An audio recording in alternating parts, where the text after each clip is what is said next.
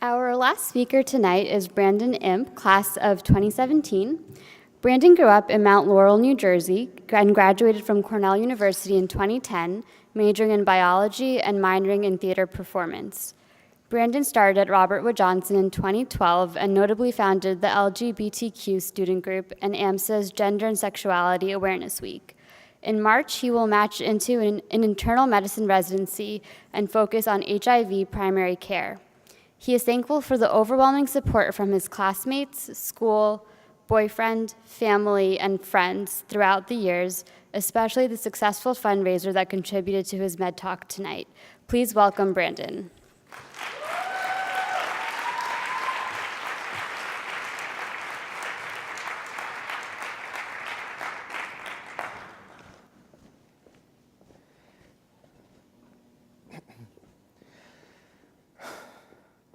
A good fact to know about me is I'm pretty gay.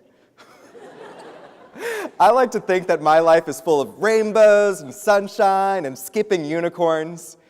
Being a sexual minority as a man provides some great perks. When nothing is on the radio, I can turn on Top 40 Ariana Grande or Rihanna without any judgmental side eye from others in the car. Drinks at gay bars are always cheaper, stronger, and sometimes free.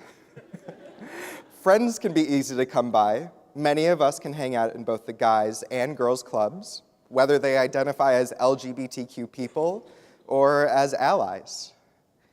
My favorite perk, though, is the very robust, supportive gay community that values kindness, social equality, and activism. Again, easy to make friends because we are all looking out for each other. But there are some really terrible downsides.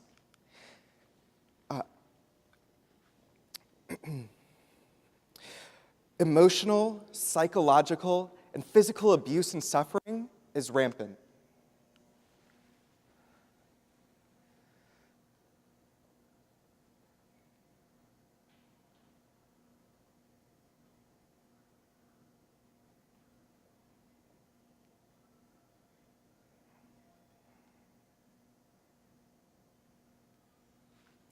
Isolation from family, friends, society, and even the medical system is common. 4 in 10 LGBT youth say the community in which they live is not accepting of LGBTQ people. 7% of the youth population identifies as LGBTQ, yet that number rises to 40% in the homeless youth population. For transgender and gender nonconforming adults, 57% state that their family choose not to speak or spend time with them. 59% have experienced workplace discrimination. And 69% have experienced homelessness. LGBTQ people are targeted politically, persecuting people based on the bathroom they choose or who they marry or if they are out at work. 1/3 of endocrinologists do not want to treat transgender patients, survey says. Violent crimes against LGBTQ people are malicious and prevalent. Just in June, 49 people were murdered at the gay club Pulse in Orlando. Being LGBTQ is not all rainbows and sunshine and skipping unicorns. We have many stressors, and they may manifest as disease. Depression and suicide, obesity, drug abuse, higher rates of STDs and HIV, victims of violent crime. About 4% of the population identifies as LGBTQ. That means 1 in 25 of your patients identify as LGBTQ, whether they tell you or not. We, as healthcare professionals, swore an oath to support all of our fellow humans. So we need to be prepared to support gender and sexual minorities. Today, I hope to convey to you why it is important to be an LGBTQ ally, and I will share how you can become an ally as a healthcare professional.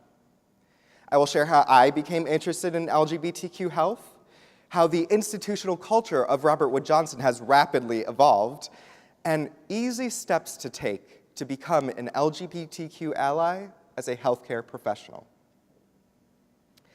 My interest in LGBTQ health started on the first day of medical school. I was shaken awake by some crazy culture shock. I had just switched between two extremes of gay living. The previous 2 years were spent in the gay mecca of San Francisco. There, I met my first boyfriend, and then I met my second boyfriend.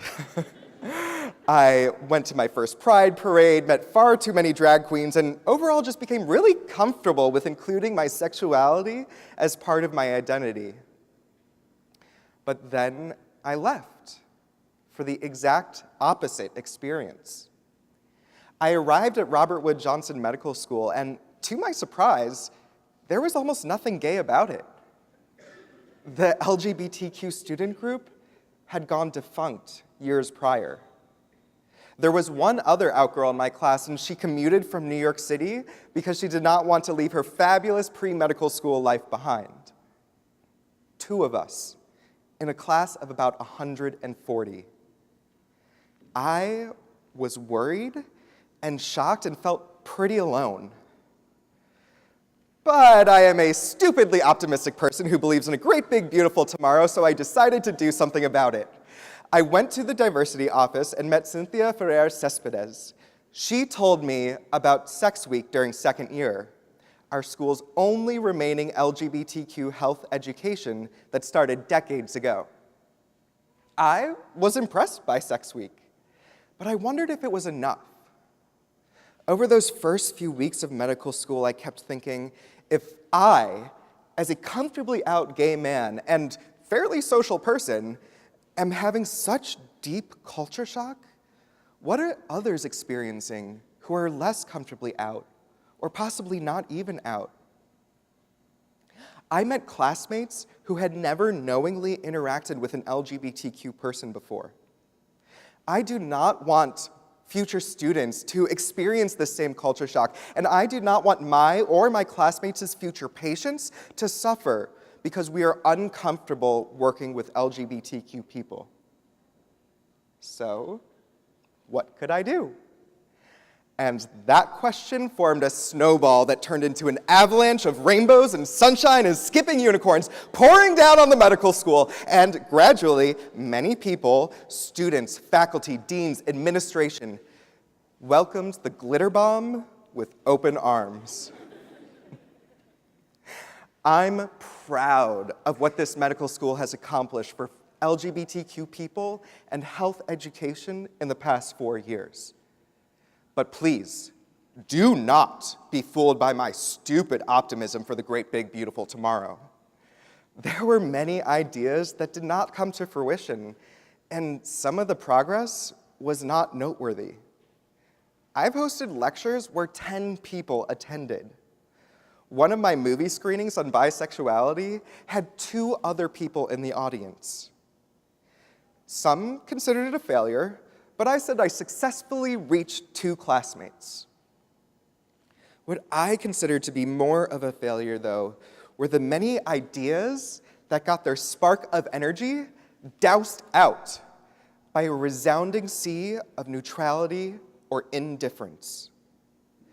It's not that these ideas fell on deaf or biased or bigoted ears, just that the right energy and resources could not be invested at that time. During my first year, I wanted to implement an LGBTQ health thread throughout our year-long patient-centered medicine course. Sure, it was a good idea, but it did not work out. Now, 4 years later, this health thread is being implemented. I no longer see these blemishes as failures, but as snowflakes, quickly melting but desperately trying to form that snowball that turned into the avalanche of rainbows and sunshine and skipping unicorns.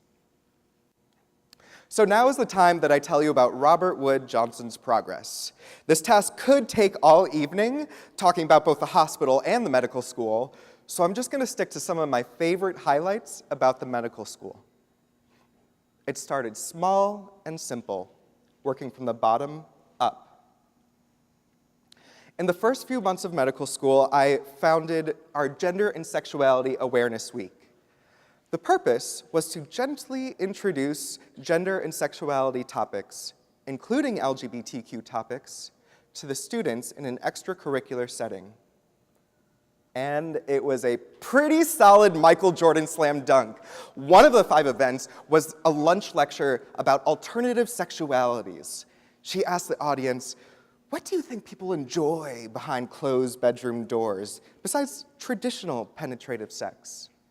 And she got some answers I hadn't even heard of. The discussion was honest and crude and a little vulgar and shocking and really got the school engaged and laughing and happy and talking. Over that first year of medical school, I got more involved in our patient-centered medicine course and our medical school admissions group. Momentum from these initiatives, Gender and Sexuality Awareness Week, and overall just being a loudly open and friendly token gay guy, a welcoming environment formed at Robert Wood Johnson. The other outgirl and I founded the LGBTQ student group at the end of first year and held our first meeting at the beginning of second year. That year, we doubled the size of Gender and Sexuality Awareness Week, hosted the Accepted Student Reception Happy Hour, attended multiple social events in New York City, and launched a website on LGBTQ resources for healthcare professionals and students and the public.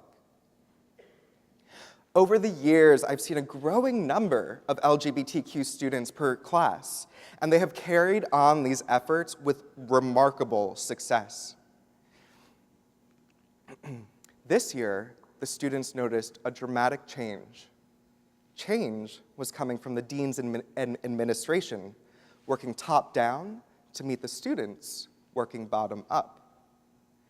The LGBTQ health thread is being implemented into the patient-centered medicine course, and the overall curriculum is being revamped to be more gender pronoun sensitive. Policies of inclusion have evolved, the faculty development is becoming more LGBTQ friendly, and they are searching for a dean of diversity. So, how do you become an LGBTQ ally? Here are 5 easy steps. 1, acknowledge and understand the problem. How do you feel when you read about same-sex marriage or see 2 men kiss? Are you okay with some things but not others? Ask yourself these hard questions and figure out what your baseline is. 2, listen and do your homework. Listen to the voices of LGBTQ people. Listen to their experiences. Reflect on what you've heard. Read about the issues in the news or on Facebook. And make your own informed opinions. 3, speak up, not over. Have a conversation about what you have learned. In order to be an ally, you are promoting LGBTQ voices. This year in January, our hospital in Somerset opens the first clinic in New Jersey specifically devoted to LGBTQ primary care health. This clinic is called the Proud Family Health Center. Proud standing for promoting respect, outreach, understanding, and dignity. They are speaking up, not over. 4, apologize when you make a mistake. I cannot stress this point enough. Saying I'm sorry is a skill that healthcare professionals master. We apologize when breaking bad news or when our patients get side effects from medications. I want you to extend this skill to LGBTQ people when you make a mistake. Apologize, state that you are still learning, do not retreat, and move forward together. 5, ally is a verb, not a noun. This means acting on your beliefs. It can start small and simple. Read an article in the New York Times, or ask your patient how their partner is doing, or attend a pride parade. In order to be an ally, you have to act the part, not just look the part. Now, I would be a terrible ally if I did not help you jumpstart your support. So what you are about to receive are gifts from allies across the nation who donated $1,300 in 1 week in order for you to receive these items tonight. What you're about to receive are a pin and a pocket card. Put this pin on your white coat. It is a national symbol that you identify as an LGBTQ ally. Put the pocket card in either your wallet or in your white coat pocket. On one side, list the 5 points that I just went over, and on the other side, list easy action items that you can take as an LGBTQ ally. So, please, take out your phones right now. I'm actually serious, take out your phones. I want you to do one of these 3 things before standing up tonight. I want you to,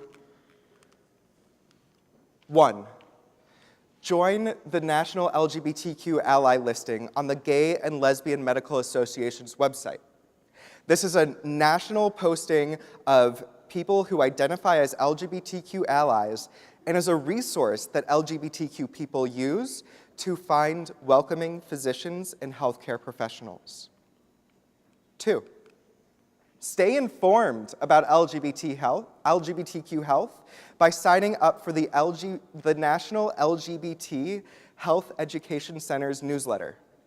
This is an email that comes out once a month and is an easy avenue for you to do your homework. And 3, email me. Email me your ideas and questions about LGBTQ issues and health. I will respond or forward the email to a more appropriate person. Allow me to be your advisor and guide as you launch your career as an LGBTQ ally healthcare professional. The world LGBTQ people live in is not all rainbows and sunshine and skipping unicorns. But with your help, we are heading in that direction. By being an LGBTQ ally, you make their world a better and safer place. Thank you.